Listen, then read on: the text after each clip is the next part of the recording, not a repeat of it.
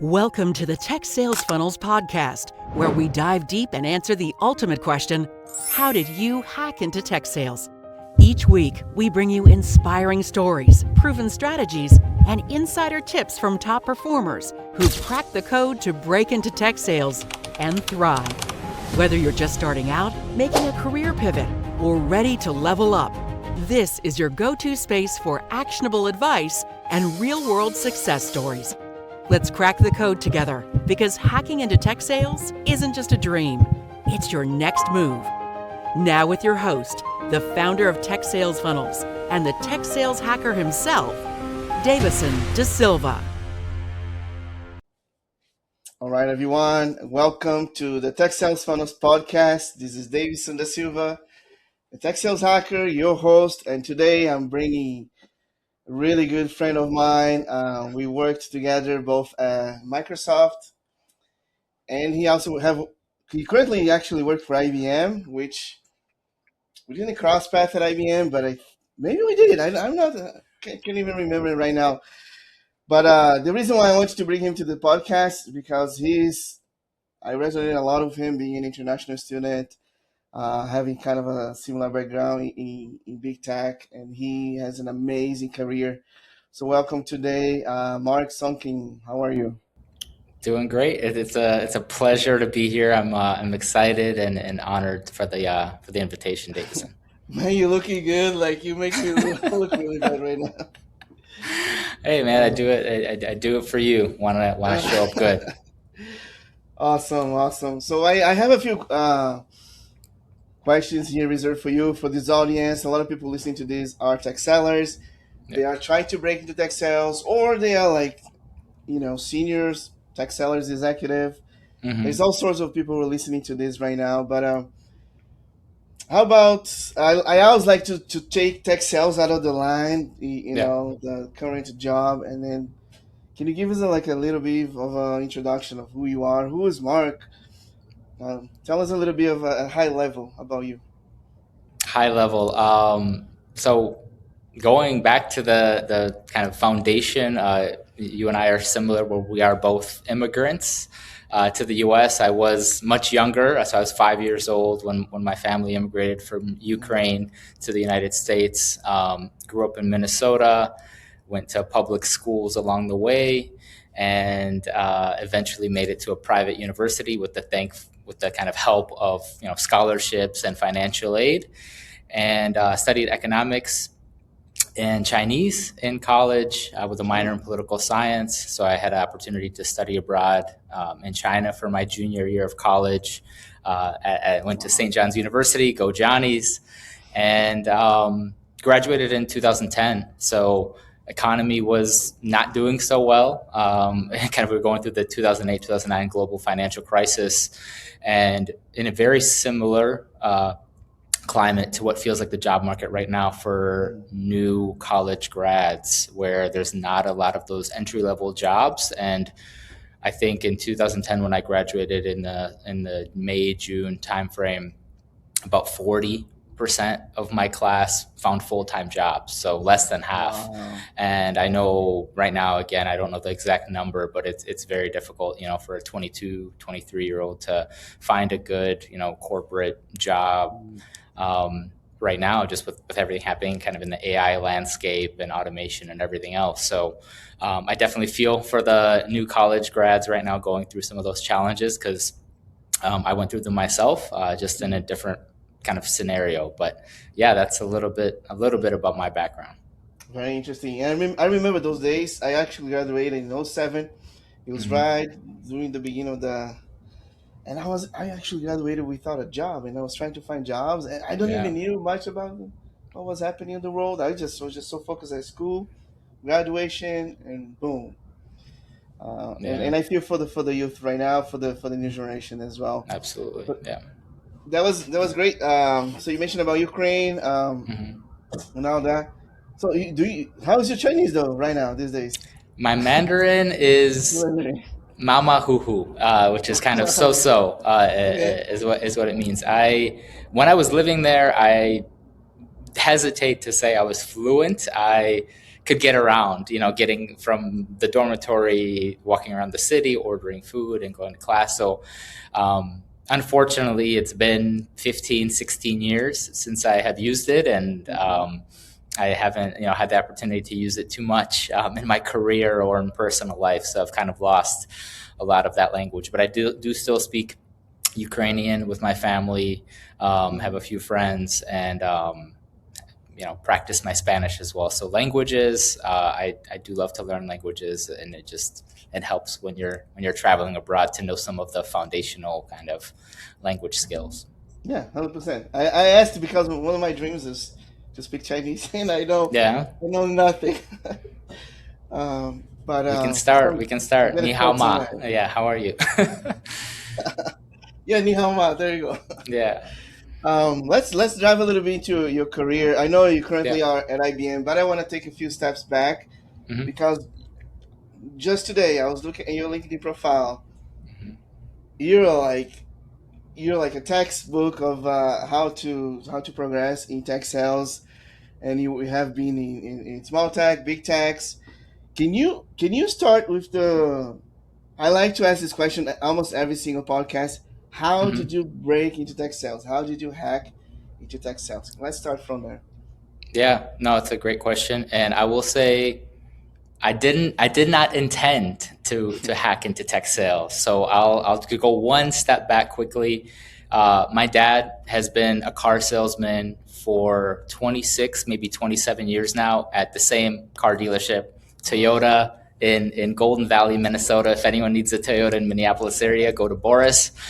He can help you out. And one thing I think I just saw as a kid growing up was, he worked very hard and he did not work a typical 9 to 5, right? So I would come home from school and, he worked noon to 8 or 9 p.m. or sometimes 10 p.m. at the car dealership, because when the regular folks, folks who work 9 to 5 office jobs, they go to buy their car on the weekends, on Saturdays, after office hours.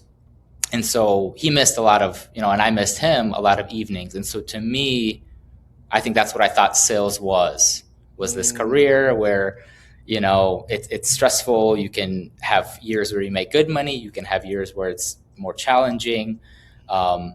Maybe not around or being able to be around with some of the kind of family events or dinner with the family every night. So I think for me, I wanted a stable corporate job coming out of college. And again, I graduated in 2010. So my first job out of college was actually not sales related at all. I was fortunate in that 40% group that landed a full-time job in 2010. I started at Cargill, and I was in their plant manager trainee program, where essentially I was learning how to run a facility that made animal feed. So something that I never saw myself doing. I moved from Minneapolis down to a town called Seguin, Texas, which is a rural town in Texas of about 10,000 people. 22 years old, had just been in China the year before, and now I'm a city guy all of a sudden in rural Texas, with cowboy boots and a hard hat and leather gloves going to work, learning how to run one of these facilities. So if you can guess, I wasn't very happy in that job. It just wasn't me. Although I was fortunate to kind of get a job and land a career, I knew that it wasn't the career path that I wanted to pursue, going from rural Texas to rural Oklahoma to rural other towns around the country. So after a year, I kind of decided to take a chance on myself and say, you know what, I really am grateful for the opportunity, but I had to part ways. I parted ways with the company, decided to quit, moved back to Minnesota, and then it was a fresh start. And luckily, one thing I did want to kind of shout out my Johnnies and where I went for my undergraduate degree, because they were really helpful. I think when I came back to Minnesota in summer of 2011, I reached out to some of my friends and colleagues that I had graduated with, and shout out to Nathan Calderon if he listens, or I'll tag him on LinkedIn. But he was working at this company, Outsell, and he was a seller there, really kind of an entry, level account manager, account executive type of role. Yeah. And he said, Mark, have you thought about sales? And I said, no. My dad's been doing it. And I don't think that's the career path for me. It's too stressful. I'm not around. I don't want to work at, he's like, no, this is not that kind of job. And so my entry into sales, and when I say entry, it was, very entry level at Outsell. It was a company of about, I think, maybe 60 or 70 employees, and it grew very rapidly. It was a SaaS product in the automotive space. Funny enough, it was digital marketing for automotive dealerships, which is an industry that I grew up my whole life around, and going to the auto show in Minneapolis. So I knew it.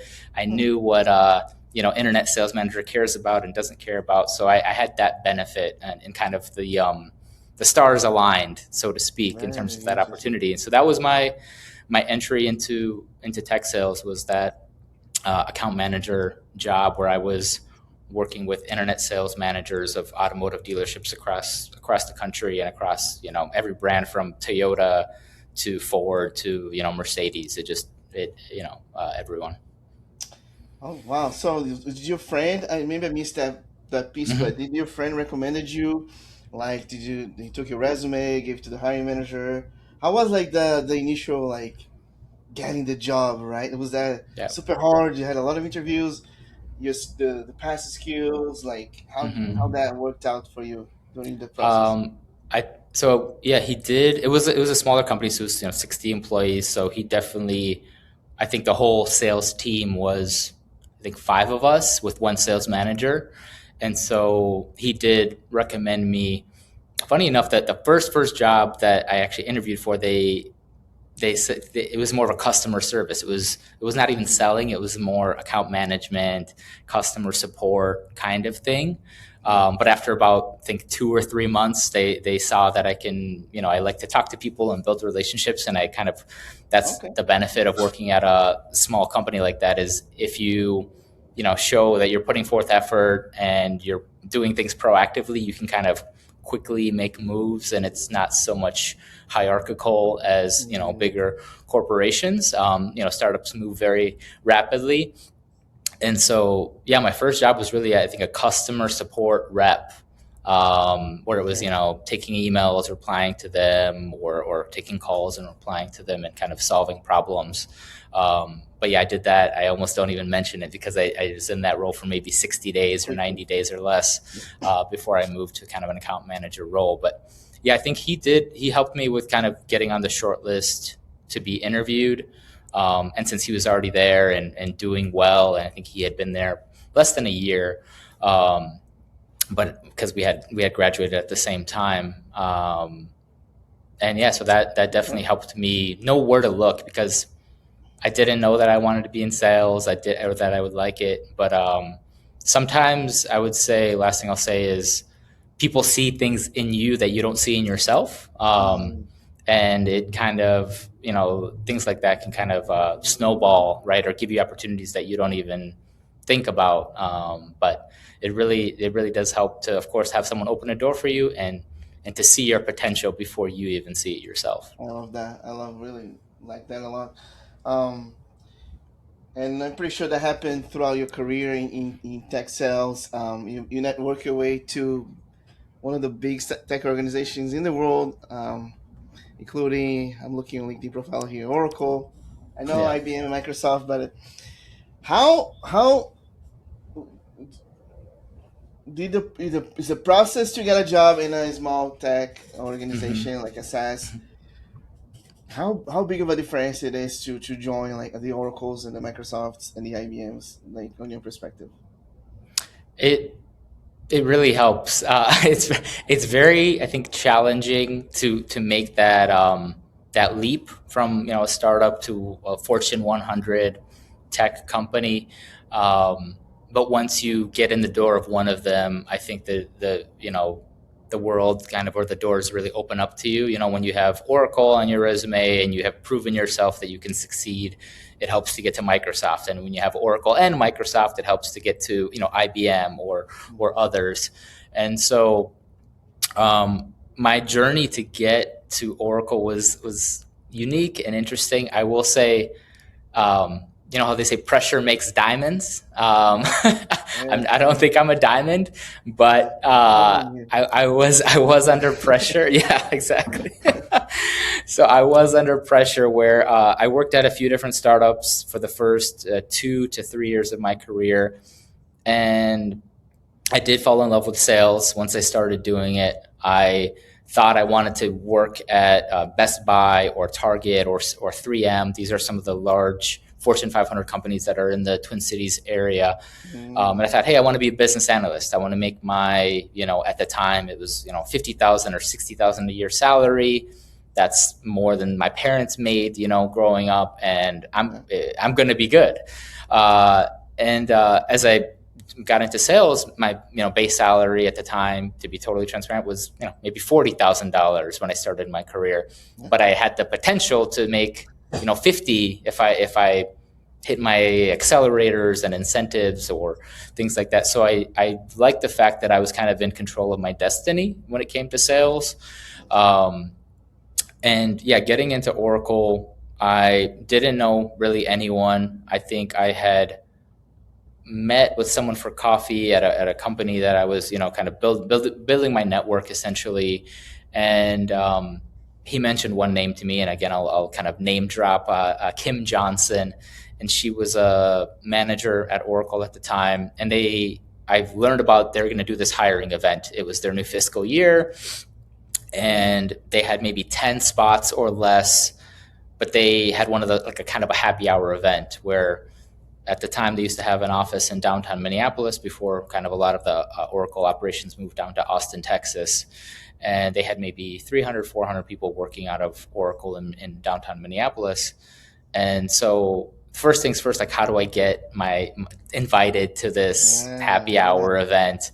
So I think I reached out. I have been on LinkedIn since since I graduated, maybe 2010, maybe even 2009. So I'm kind of a OG when it comes to LinkedIn, although I haven't, become an influencer or anything like that. But I showed up to this event. I was able to get an invite, and there's 100 people, more than 100 people there, having hors d'oeuvres, drinking a beer or wine, and I knew, okay, this is my chance to go. I don't know anyone. I don't have kind of a word of mouth resume or warm introduction anywhere. So I need to make that impression. I need to stand out amongst, if there's maybe 10% or less are going to be hired or even good in an interview for a role, I need to do something to stand out. So I went over and I think of myself as an introvert. People see me and say, hey, Mark, you're definitely an extrovert. You can talk to anyone, but I feel like I recharge my battery at home, on reading a book or on the couch or watching TV. And so I had to build up the courage to say, this is my chance. I do have to get out of my comfort zone in this time, and walked up to Kim, introduced myself, said I had heard about her from, this gentleman, Tim.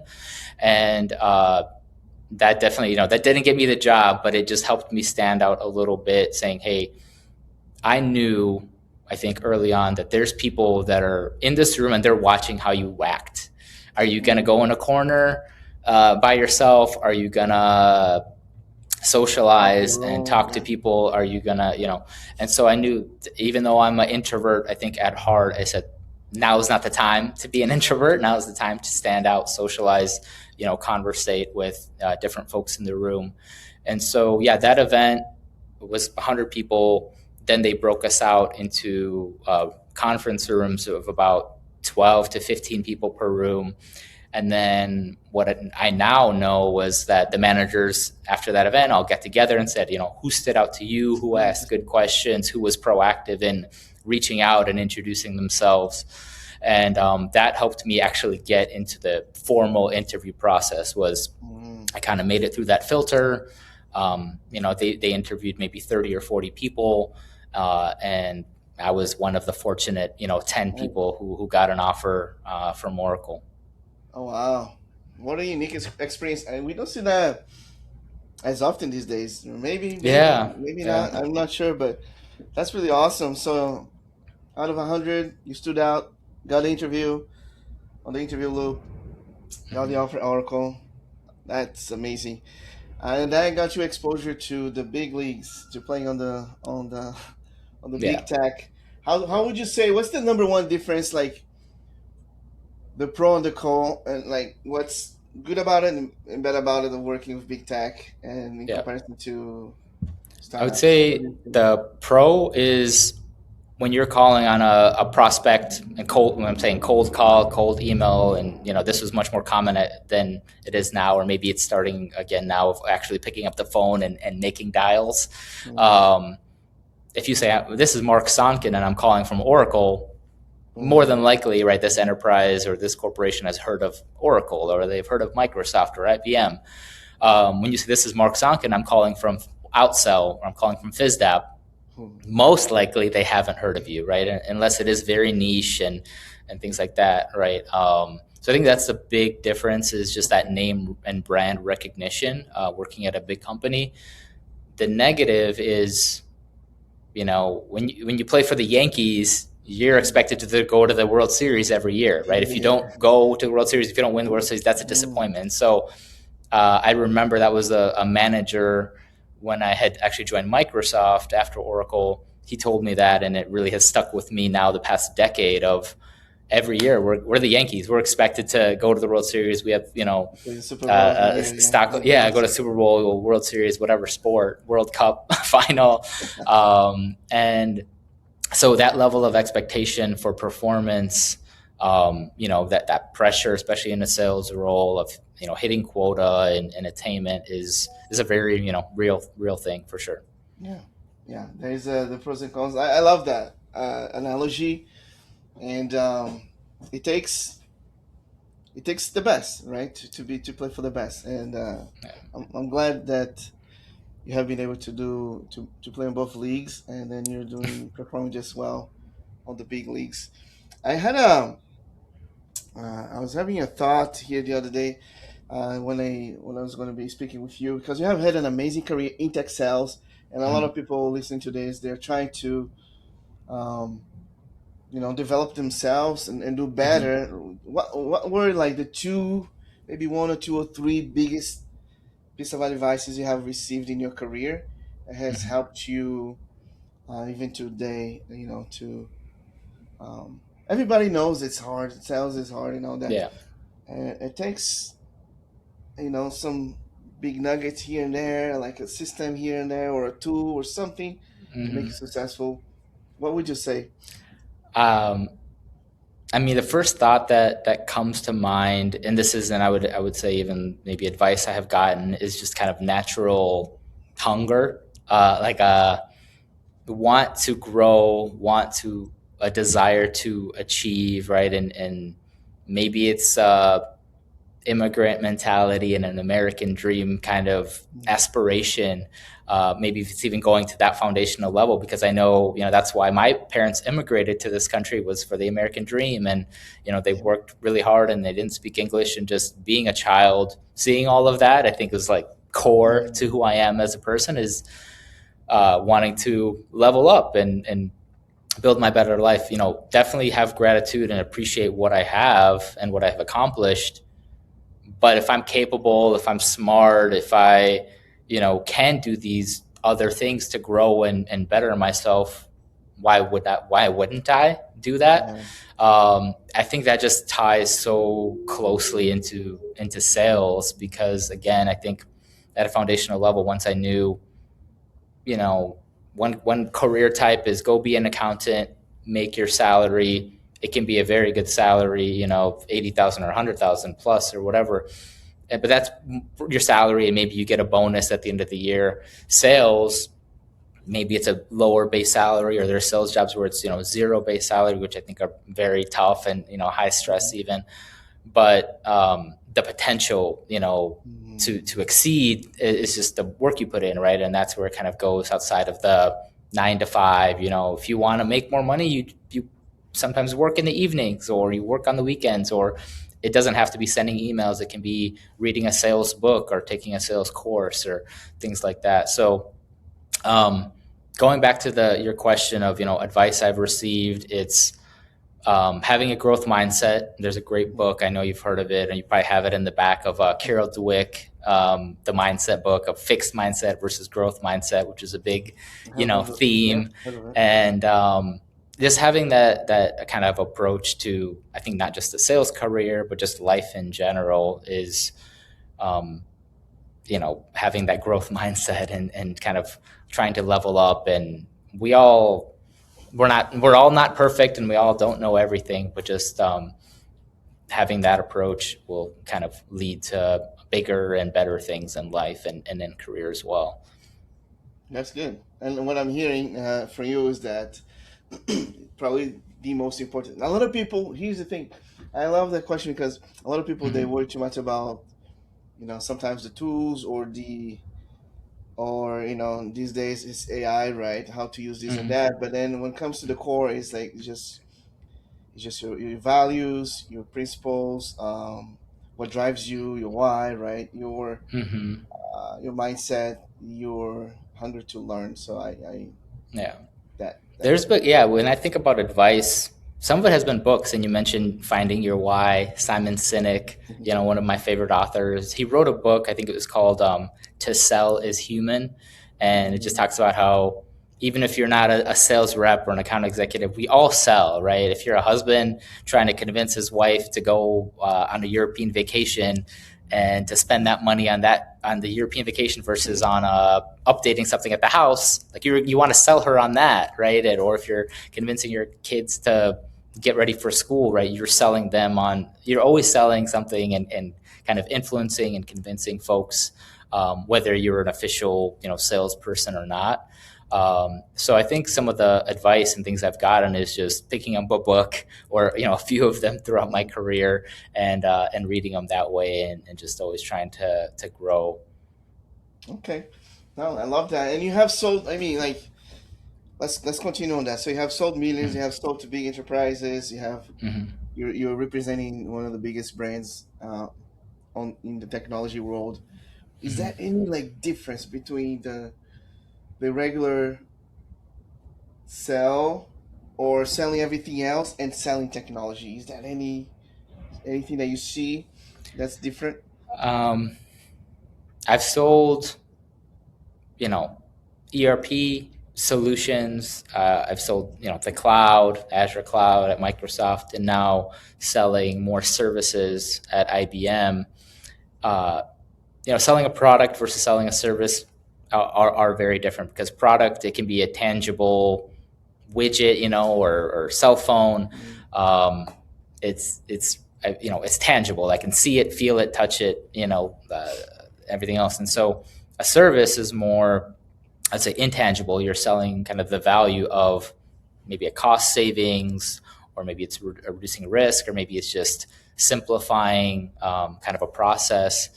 Or maybe it's doing a total, implementation where, the company XYZ doesn't have the skills or staff to implement a new CRM. And so they hire, IBM or a partner or someone to do those types of things. So I think, it comes down to, of course, what you're selling, and you want to be selling a product that is, a high quality product or service. And so unfortunately, I've been, working at companies that I believe in the product, it works, it adds value to the customers.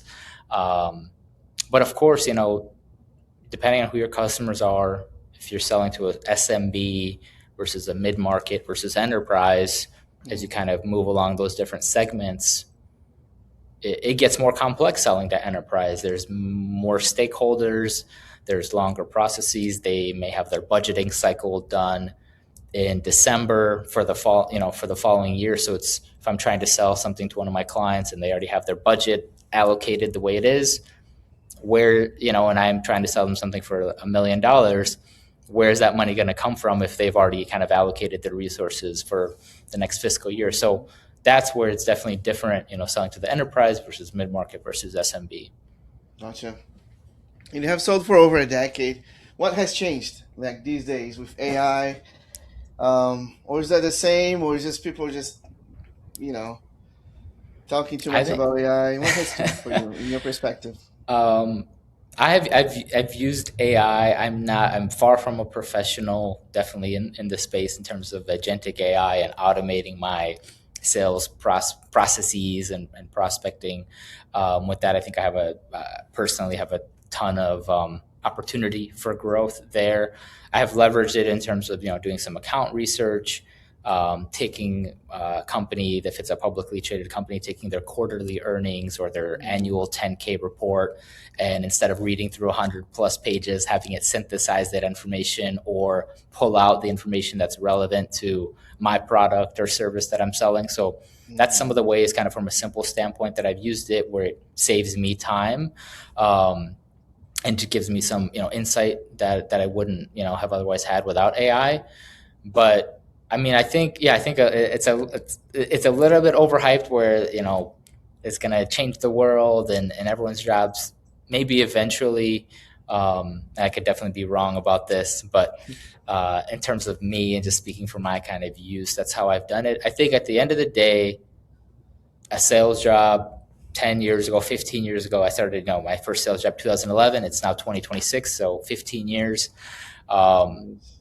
It's relationships, it's trust, right? Someone is not going to buy from someone that is shady, that they don't trust, right? And I would say that's something is one of my core pillars as a salesperson, that I've seen my dad, and I would hear him, his stories of, this person came in and they were so unethical in terms of the value or the price that they sold the car at.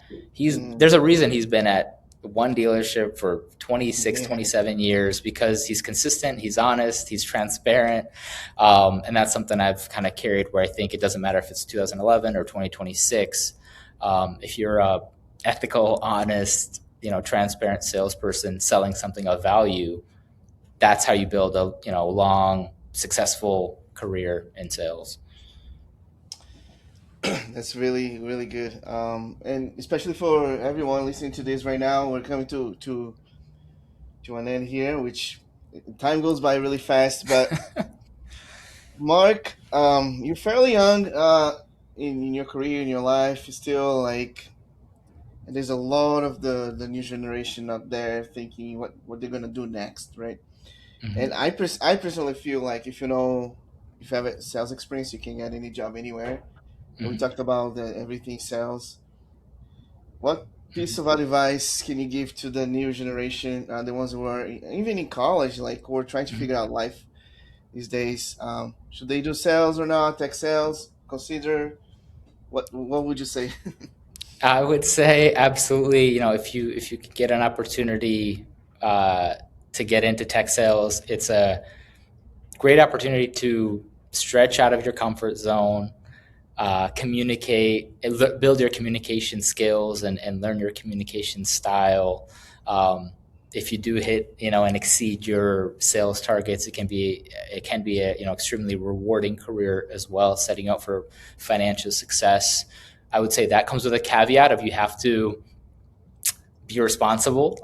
And my mindset, and this is totally a different topic, is just kind of living below your means. If you make, let's just say, $50,000 and you spend $50,000, if you make $100,000 and you spend $100,000, you're not saving. So sales can be one of those careers, especially if you have a good year and you really exceed your quota and you get a bonus or a commission check. It's nice to reward yourself and treat yourself and enjoy the fruits of your labor, as they say. But it's also important, in my opinion, to plan for the future, and so just to kind of provide yourself with options down the road.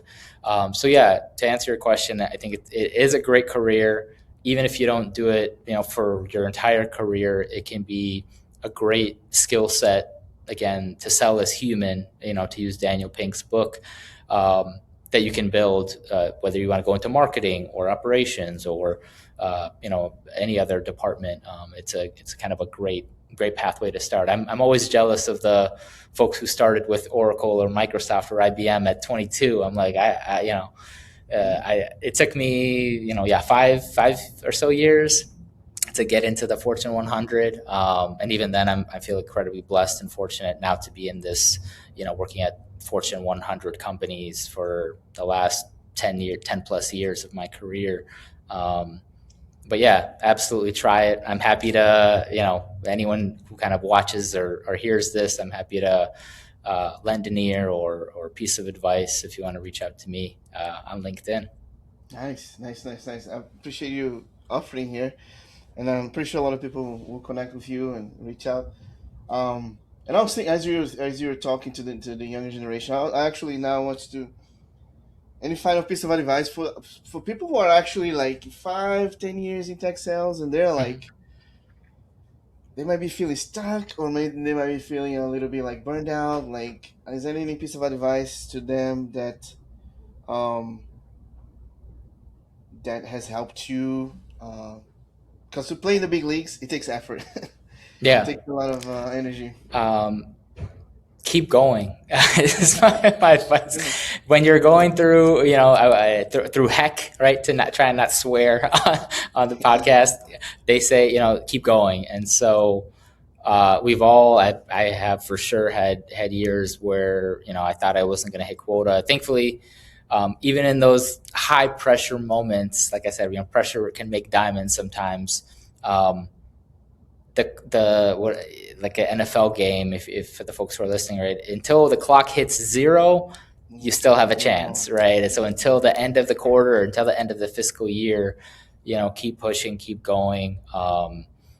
But at the end of the day, if you really decide that you tried this and you want to try something else, that's okay too. Because I personally, when I was at Microsoft, I was there for just under 8 years. And I had 2 roles. I was about 5 years as a seller, 4.5, and 3 years in sales operations, because I had only done sales for most of my career outside of that first year in kind of production management.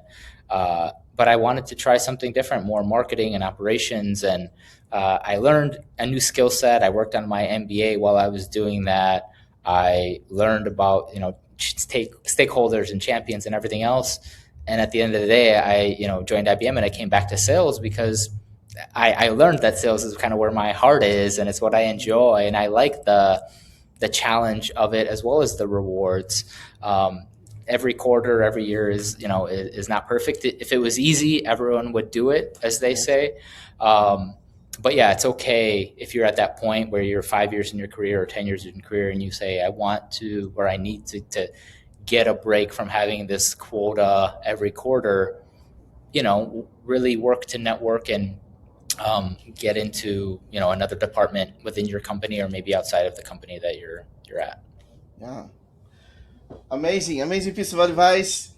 Keep moving, try new things, keep learning. You mentioned about MBA, like if it was just like an extra step, huge, right? Huge step that you took to learn something new and pivot and try a new skill. Amazing career, Mark. Thanks so much for your example. We're cooking and baking some ideas together.